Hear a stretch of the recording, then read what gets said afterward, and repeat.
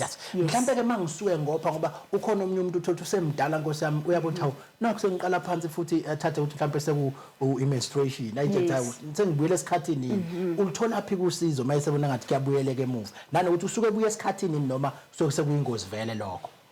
kusuke engasabuya esikhathini kusuke sekuyiyo ingozi ekhomba inkomba zeumdlavuza so okumele akwenze ukuthi eye eclinic yangasekhaya khona amaphilisi abaye bemnike wona ke azonqamula lokopha lokho emva kwalokho bazobe sebemenza le pap smear engishoyo le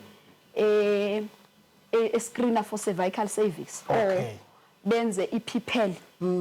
yona ke iPPL isuke iscreener for endometrial CA so bafaka kuyipayipanyana engathi straw then sent off to the lab kubonakala ukuthi akusiwo na umdlavuza lo omophisayo umuntu mangabe semdala